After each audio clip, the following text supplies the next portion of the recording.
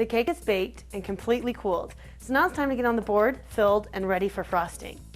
I'm going to be using the cake that I previously baked without the even strips. I'm not taking the high road on this. I'm going to show you the tricks to make it flat and even.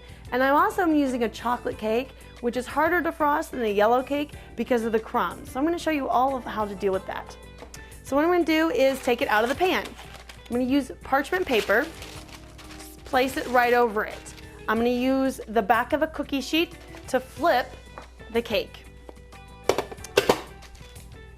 Once it's flipped, I'm going to turn the cake pan over and flip it back.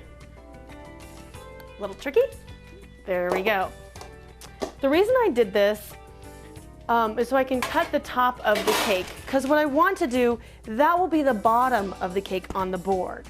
But I need to cut it first to make it nice and flat.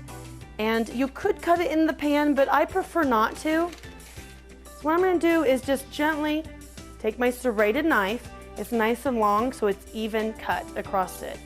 I'm just going to have it go.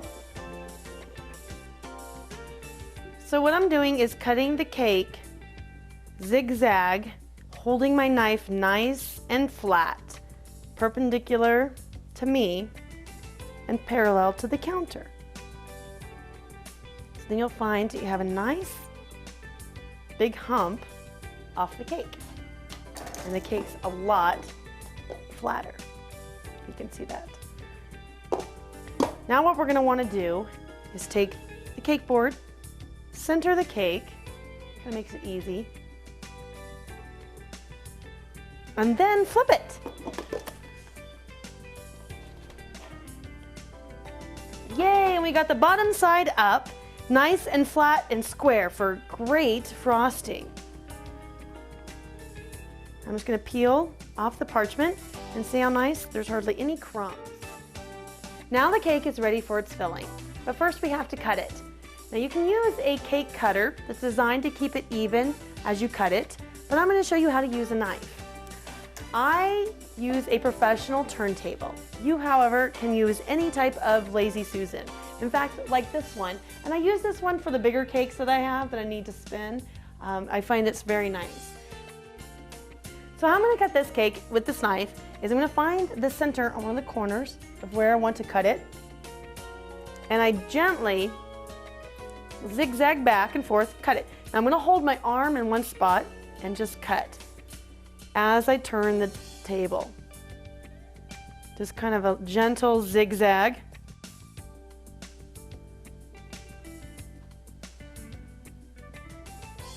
All the way through the cake. Once it's cut, we're going to take off the top layer, and I like to use another cake board. I'm going to gently lift up the edges on and gently slide it across. I'm going to set this aside because now what we're going to do is put a rim of frosting around the edge. But I got to fill you a bag, and I want to show you how to prepare a bag. This is a canvas bag, and what I'm going to do is put a coupler in it. I'm going to push it down to the bottom and kind of mark. If you push it, you can kind of see. I'm going to push it in and you can see the ridge. I'm going to take a marker and just kind of mark where that ridge is. Then I'm going to pop back this out a little bit so I can cut on my line. It is very easy to overcut, and you'll have this big old hole and the coupler will come squirting through as you do your frosting. So you just want to cut on the line. It's better to cut a little bit and then go back if you need to cut some more. But perfect. See, as it pulls, even more threads are coming through. So we definitely don't want to cut any more off of this one. Perfect. Now we're ready for our tip. This is a number 12 tip and the coupler ring that holds on the tip. I'm going to put it on and just screw it. Get the threads to line up. There we go.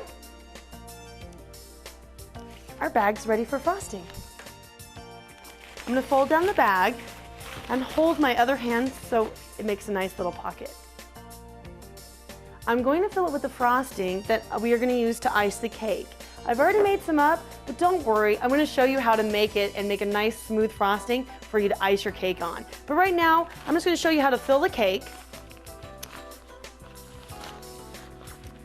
And after I've put the icing in my bag, what you're gonna wanna do is fold your finger, kind of make a tight little ring with your finger and squeeze down the frosting. So it makes it nice and tight. I squeeze the frosting down. I want it tight in this part of the bag, so for easier to squeeze and to control. What I want to do though is, I don't want to kill my hand by squeezing all the way back here. So what I like to do is take about the middle of it and then twist it. And as I hold the twist part of the hat bag, I have control now to do a squeeze. Kind of like if you're milking a cow, you kind of squeeze it, you do the motion, the roll motion. That's what I'm going to do with the bag. And this other hand can either hold the rest of the frosting, or if you notice, the frosting's not going to fall out of the bag. Now I'm going to put a border around my cake. The reason I'm going to do this is to keep the filling in that I'm going to be using. I don't want to put it right on the edge, because when you put the other layer of cake, it will press down and bulge out and make it hard to frost. So I do want to leave about 1/4 of an inch space around the edge. Now all I'm doing is gently squeezing a steady flow of frosting going around the edge. And don't worry if it doesn't look right, because it's the filling. And all again this is for is just to hold it. Hold it in. Because what you don't want is your filling to come out on the sides. So here we go, across. And I'm just gonna squeeze down some of the bag, and then I filled it up again. I'm just squeezing. Okay. Now we got a nice little frame around our cake. Now we're ready for the filling. I'm just using a vanilla pudding, instant pudding in fact. It's a little runny, so what I like to do is add some non-dairy whipped topping. I've already whipped it up to a semi-stiff peak. And what I'm going to do is just add it to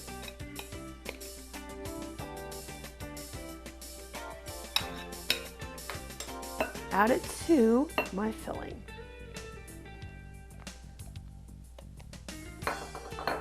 And just gently fold it in.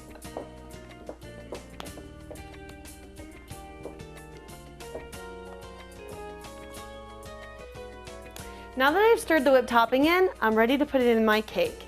I'm just going to gently take some and just gently put them on the top.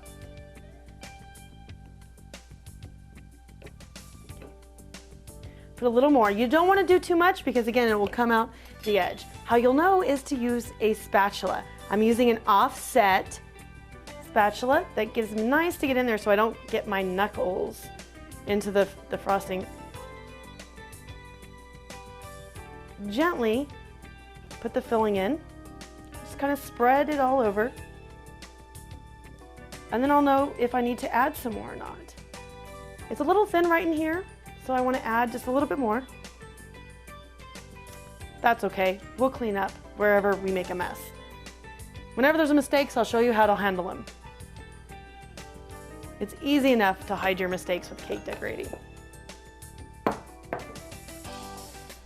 I'm just going to take my wet cloth and just wipe it off.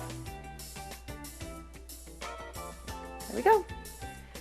Now what I like to add too are chocolate chips. I love chocolate. So we're going to sprinkle some in.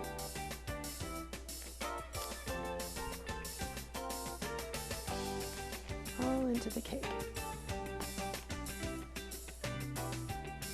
I want to make sure every piece is going to get some chocolate chips.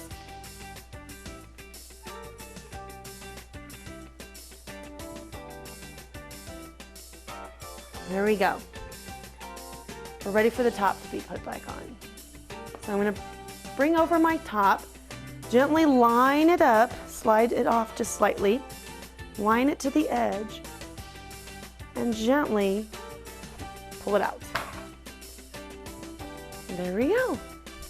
It's ready to be iced.